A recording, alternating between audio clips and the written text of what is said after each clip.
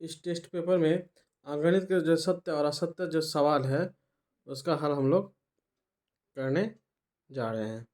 देखिए 1 नंबर 8% वार्षिक चक्रवृद्धि ब्याज दर से प्रथम वर्ष का मूलधन P होने से द्वितीय वर्ष का मूलधन 2PR होगा।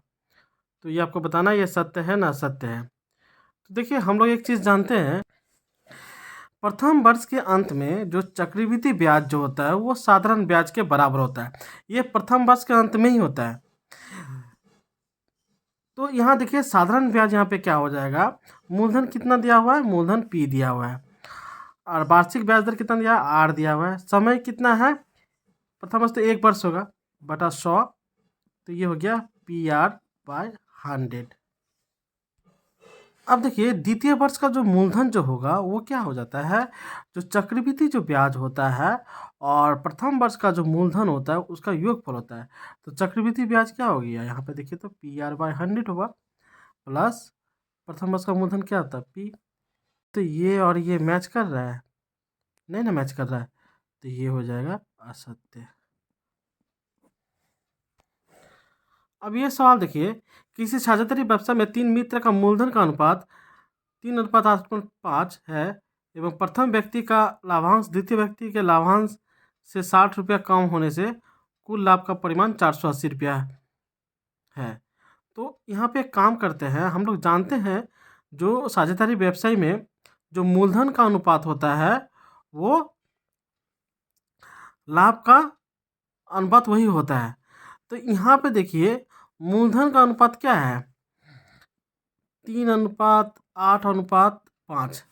टोटल मूलधन कितना हुआ देखिए तो, अगर मान लीजिए इस तरह से कीजिएगा तो इसे तो शॉर्ट फॉर्म में करना है आपको। तो देखिए यहाँ पे आपको सत्य और असत्य बताना है, तो इसलिए आपको इसको करके नहीं दिखाना है, तो इसमें हम लोग शॉर्ट ट्रिक अपनाते हैं। तो देखिए इसको टोटल जोड़िए कितना हुआ, ये 16 हुआ, और ये 480 जो है लाभ का परिमाण वो नीचे रखिए। ये देखिए कितना गुना है, ये देखिए ये 30 गुना है। तो प्रथम व्यक्ति का भी लाभ जो होगा वो हो जाएगा, इसको 30 गुना कीजिए 90 होगा। द्वितीय व्यक्ति का लाभ कितना हो जाएगा, 30 गुना कीजिए 240। तृतीय व्यक्ति को लाभ का मान कितना होगा, 150 रुपया। अब देखिए यहाँ बोला प्रथम व्यक्ति का लाभांश द्वितीय व्यक्ति का लाभांश से 60 रुपया कम है। अगर मान लीजिए कुल लाभ 480 अगर मान लीजिए पकड़ते हैं तो ये 60 रुपया कम होना चाहिए। तो अब एक काम कीजिए, इसमें से इसमें घटाइए तो कितना हो जाएगा देखिए तो ये द्वितीय व्यक्ति का लाभ और प्रथम व्यक्ति का लाभ अगर घटाइएगा तो ये कितना हो जाएगा आपका 150 रुपया, लेकिन है कितना यहाँ पे 60 रुपया बताया, होना चाहिए था 150 रुपया, तो ये असत्य है। नंबर देखिए, one a certain sum for 1 year the simple and compound interest are same if interest is calculated annually.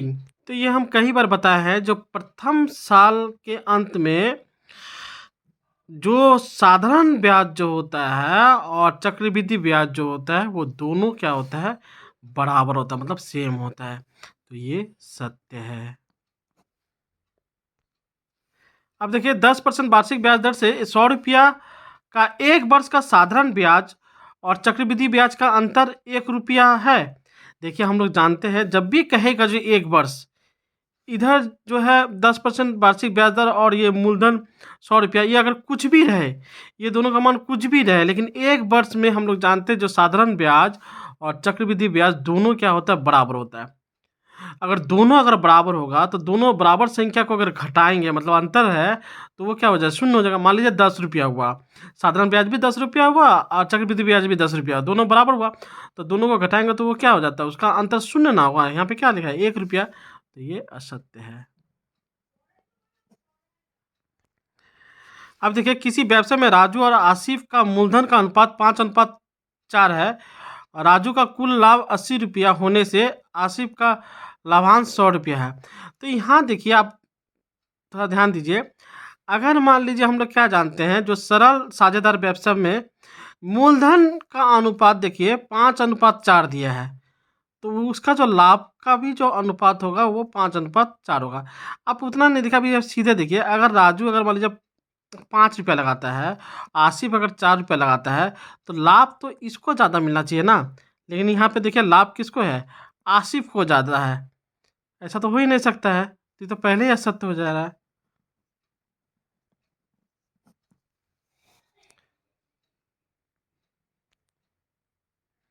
अब देखिए 100 रुपया का y% सरल ब्याज दर से y² वर्ष का कुल ब्याज y³ है।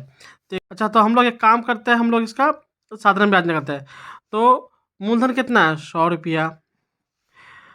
वार्षिक ब्याज दर कितना है, y है। समय क्या है, y² है। और बटा क्या होता है, 100 होता है। ये कट गया तो सही में देखिए ये y³ निकल रहा है, तो ये y³ है, तो ये सत्य है। अब देखिए ए 10,000 रुपया देकर एक व्यवसाय शुरू करने के 6 महीना बाद बी 20,000 रुपया देकर व्यवसाय में योग दिया, तो वर्ष के अंत में उनके लाभांश का परिमाण कितना होगा। तो एक काम करते हैं, हम लोग उसका जो मूलधन का जो अनुपात है वो निकालते हैं। तो मूलधन का अनुपात 10,000, वर्ष के अंत में ये इसका 12 महीना होगा, और ये 20,000 रुपया क्योंकि 6 महीना बाद आया, तो 6 महीना इसका लागत मूलधन होगी, तो ये कितना हो जाएगा, 1,20,000। और ये भी देखिए 1,20,000। तो 1:1, मतलब इसका जो मूलधन है ए का, और बी का भी मूलधन वही है, तो ए का जो लाभ होगा बी का भी लाभ वही होगा। तो यहाँ कहा है जो उनके लाभांश का परिमाण समान होगा, तो ये जो है सत्य है। देखिए 10% वार्षिक ब्याज दर से किसी मूलधन का 20 वर्ष का ब्याज मूलधन का 2/3 अंश होगा। तो एक काम करते हैं, यहाँ जो है ब्याज हम लोग निकालते हैं। तो मूलधन का है, तो मूलधन तो यहाँ पे नहीं दिया है, तो मूलधन को हम P मान लेते हैं। रेट ऑफ इंटरेस्ट कितना है, 10 है, और समय कितना है, ये 20 वर्ष है, बटा ये 100 हो गया, तो ये 0 कट गया, तो ये हो जाएगा 2P हो गया। तो देखिए यहाँ जो ब्याज जो है वो मूलधन का 2 गुना हुआ, 2/3 अंश नहीं हुआ, तो ये असत्य है। देखिए चक्रवृद्धि ब्याज के क्षेत्र में निर्दिष्ट समय के अंतराल में ब्याज के साथ मूलधन का योगफल होने से मूलधन का परिमाण क्रमशः वृद्धि होते रहती है, ये तो एकदम सत्य है।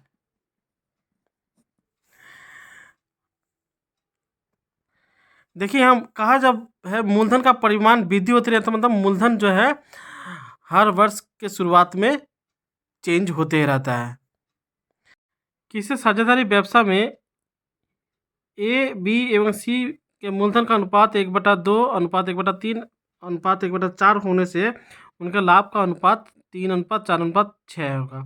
तो इसमें एक काम कीजिएगा, ये सब का आप लॉसर कीजिए, कितना होगा, 12 होगा। सबको सबको 12 से गुना कर दीजिए। ये 6 हुआ, ये 4 हुआ, ये 3 हुआ, तो ये मूलधन का अनुपात 6:4:3 हुआ, यही उसका लाभ का भी अनुपात हो जाएगा। ये मैच नहीं किया तो ये गलत हो गया, मतलब ये असत्य है। मूलधन और वार्षिक ब्याज दर स्थिर होने पर कुल ब्याज समय के साथ विलोमानुपाती होती है। हम लोग क्या जानते हैं, ब्याज जो आई जो है वो क्या होता है, PRT/100।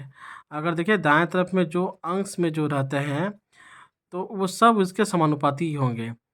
अगर मान लीजिए इस दोनों को स्थिर रखेंगे तो मूलधन के साथ इस समानुपाती होंगे, इस दोनों को स्थिर रखेंगे तो आर के साथ समानुपाती होंगे, इस दोनों की स्थिर रखने से समय के साथ समानुपाती होंगे, तो ये समानुपाती होंगे ब्याज और समय का, तो यहाँ विलोमानुपाती है, तो ये असत्य है। समय स्थिर रहने पर मूलधन के साथ लाभांश का सरल समानुपाती संपर्क है, हाँ ये सत्य होगा। माने मूलधन अगर मान लीजिए बढ़ाया जाएगा तो लाभ का भी परिमाण बढ़ेगा। एक साझेदार व्यवसाय में कम से कम 3 लोग की आवश्यकता होती है, नहीं, कम से कम 2 लोग होने से भी साझेदारी व्यवसाय, जिसे पार्टनरशिप बिजनेस कहते हैं, वो हो जाएगी। तो यहाँ पे असत्य है। तो आप लोगों को इस टेस्ट पेपर से बीज गणित, अंकगणित और त्रिकोणमिति के MCQ, रिक्त स्थान और सत्य असत्य के जितने भी सवाल थे वो सब मैंने करवा दिया। अगले वीडियो में ज्यामिति से जो सवाल होंगे वो सब करवाएंगे।